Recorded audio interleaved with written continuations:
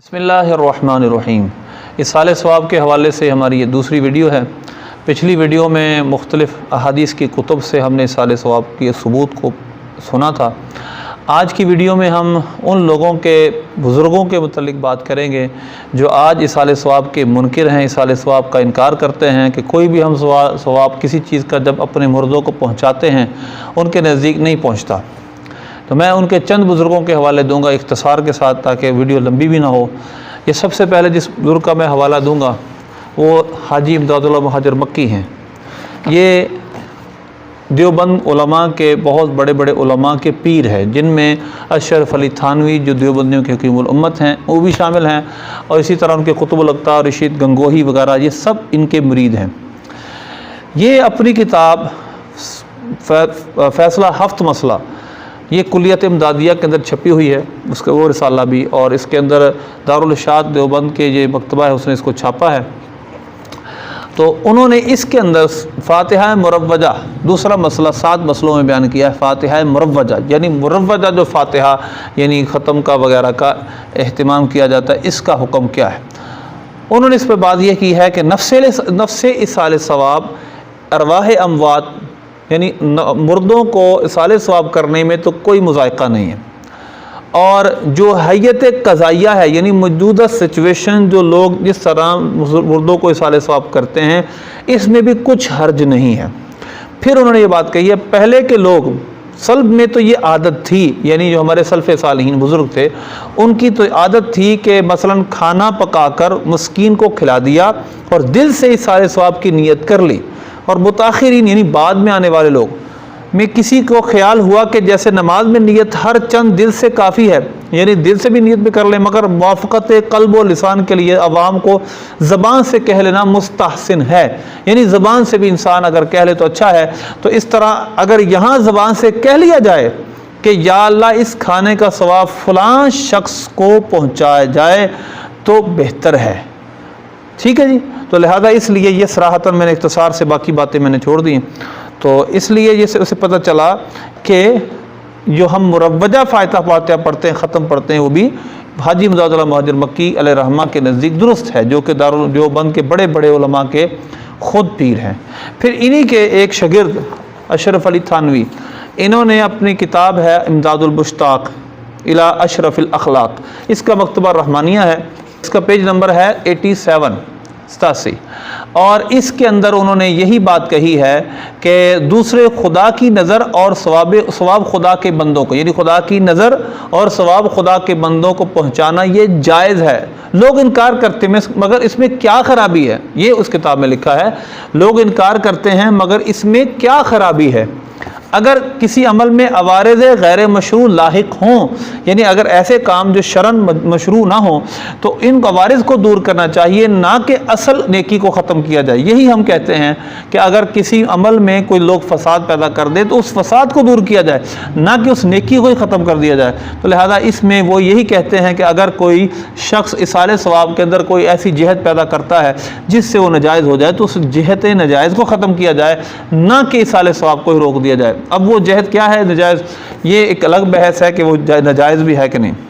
इसके बाद अगला हवाला है इस्माइल देलवी का, शाह इस्माइल देलवी जो कि वहाबियत के इमाम हैं, और इनकी इत्तिबा में रशीद गंगोही ने फतावा रशीदिया में भी इनकी तायद की है, अशरफ अली थानवी ने भी इनकी तायद की है, मुख्तलिफ़ किताबों में मसलन बहिश्ती ज़ेवर में भी उनके इसके अकायद को इंडोर्स किया उसने। इसकी किताब सिरात मुस्तकीम का सफ़ा नंबर 221 है, उसके सफ़ा नंबर 221 के अंदर लिखा है कि तालिब को चाहिए, यानी बावजू दो ज़ानू बैठे, तालिब का मतलब जो ज़िक्र करना चाहे चिश्ती सिलसिले का, तो उसको दो ज़ानू बैठना चाहिए। और इस तरह के हज़रत मोइनुद्दीन संजरी और हज़रत ख्वाजा कुतुबुद्दीन मुख्तार काकी रहमतुल्लाह अलैह जो इस तरीके के बुज़ुर्ग हैं, इनको इसाले सवाब फातिहा पढ़ कर किया जाए। हज़रत के नाम का फातिहा पढ़ कर बारगाह खुदावंदी में इन बुज़ुर्गों के तवस्सुत और वसीले से इल्तिजा करे, वसीला भी साबित हुआ और इस तरह इनका इसाले सवाब भी साबित हुआ। اور نیاز بے انداز اور زاریہ بے شمار کے ساتھ اپنے کام کے فتح باب کے لیے دعا کر کے پھر واقع ضرب لگانے کی بات ہے۔ تو لہذا اس کتاب صراط مستقیم جو کہ اسماعیل دہلوی کی ہے، اس نے بھی یہی بات لکھی ہے کہ ایصال ثواب کیا جائے بزرگوں کو، اور جس کا بالکل ثبوت ہے۔ اس کے بعد جو اگلی کتاب ہے وہ اشرف علی تھانوی کی ہی کتاب ہے بہشتی زیور۔ اس کا صفحہ نمبر 797 ہے۔ اس کے 797 صفحے پر یہ بات لکھی ہے، جس کا خلاصہ یہ ہے کہ مردوں کو ایصال ثواب کرنے میں کوئی مذائقہ نہیں ہے، اور پھر اس کا طریقہ بھی لکھا ہے۔ جب آپ جائیں قبرستان تو سورہ یاسین وغیرہ، سورہ اخلاص 11 دفعہ پڑھ کر پھر مردے کو بخشیں، تو پھر اس کا ثواب بھی لکھا ہے، پھر احادیث لکھی ہیں۔ تو یہ ساری پھر احادیث مبارکہ عربی کے اندر بھی تحریر کی ہیں، اور پھر ایک حدیث پاک میں یوں بھی لکھا ہے، اللہم جعلت ثواب ما قرأت من کلامک لأہل المقابر من المؤمنین والمؤمنات۔ اے اللہ، میں نے جو پڑھا ہے قرآن تیرے کلام میں سے، میں نے اس کا ثواب جو قبر والے مومن مرد و عورت ہیں ان کو اصال کیا۔ تو حدیث پاک میں ہے کہ یہ سارے مردے اس کے اللہ کی بارگاہ میں شفیع ہوں گے۔ اس کے بعد جو اگلی کتاب ہے وہ ہدایت المہدی، وحید الزمان اہل حدیث کے بہت بڑے عالم ہیں، انہوں نے اپنی کتاب ہدایت المہدی عربی زبان میں ہے، اس کے صفحہ نمبر 107 پر لکھا ہے، دہلی سے یہ چھپی ہے اور بہت پرانا چھاپا ہے۔ اس میں لکھا ہے، لا خلاف بین اہل سنتی فی ان الاموات تنتفع بسعی الاحیاء، کہ اس میں کوئی اختلاف نہیں ہے اہل سنت کے مابین کہ جو مردوں کو فائدہ دیتی ہے وہ کوشش جو زندہ کرتے ہیں، یعنی زندوں کی نیکیاں مردوں کو فائدہ دیتی ہیں۔ پھر اس کے بعد اس کے دو امر بیان کیے ہیں۔ ایک امر تو یہ ہے کہ جس کا پھر دو امروں میں ایک امر یہ ہے کہ جس کی نسبت میت کی طرف اس کی زندگی میں کر دی جائے، اور دوسری نسبت یہ ہے کہ مسلمان دعا کریں، استغفار کریں، صدقہ کریں، حج کریں۔ اب پھر یہ بحث لکھی ہے کہ آیا عبادت بدنیہ کا ثواب اور صرف عبادت بدنیہ کا ثواب بھی کیا ہم مردوں کو اصال کر سکتے ہیں، جیسے قرآن پاک کا پڑھنا؟ تو اس کے بعد لکھا ہے محققین والمحققین من اہل الحدیث، محققین جو اہل حدیث ہیں وہ کہتے ہیں ان ثواب کل عبادت بدنیت او مالیت، میں نے تھوڑی سی باتیں چھوڑی بیچ میں سے، کہ وہ بدنی عبادت ہو یا مالی عبادت ہو، دونوں میں سے۔ بدنی عبادت کی مثال لکھی کانت کا ختم القرآن، جس طرح قرآن پاک ختم کرنا۔ مالی عبادت کی مثال کا صدقات، جس طرح صدقہ ہے۔ یصل الیہم، ان تمام تک پہنچتا ہے۔ سواؤن اہدی لہم کل الثواب او نصفہ، برابر ہے کہ سارے کا سارا ثواب اصال کیا جائے یا بعد نماز، حج کے اعتکاف، ہر شے ان تک پہنچتی ہے۔ پھر ایک اعتراض ہے، وہ وہابی آج بھی کرتے ہیں ہم پر، لیکن ان کی کتاب کے اندر یہ اعتراض کا جواب لکھا ہوا ہے، وَأَلَّيْسَ لِلْإِنسَانِ إِلَّا مَا سَعَىٰ، سورہ نجم میں ہے، انسان کے لیے نہیں مگر وہ جس کی وہ کوشش کرے۔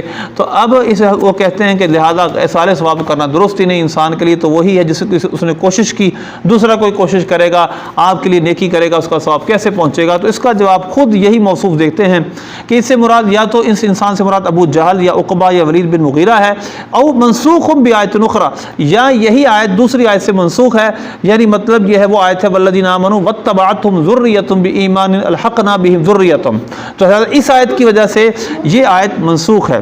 لہذا اس لیے آخر میں نتیجہ نکالا ہے کہ حدیث صحیحہ سے ثابت ہے کہ یہ ساری کی ساری نیکیاں ان تک پہنچتی ہیں۔ اذا وصل ثواب الحج والصیام والدعاء والاستغفار والصدقات الى المیت بنصوص الاحادیث الصحیحۃ فأی مانع یمنع من وصول ثواب القرآن، قرآن پاک کا ثواب پہنچنے میں جب یہ سب نیکیاں پہنچتی تو کون سی چیز مانے ہے؟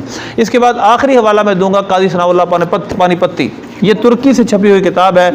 اس کا جو پہلا حصہ ہے حقوق الاسلام ہے، اس کے ساتھ دوسرا حصہ اس کا مالا بدہ منہ دوسری کتاب ہے۔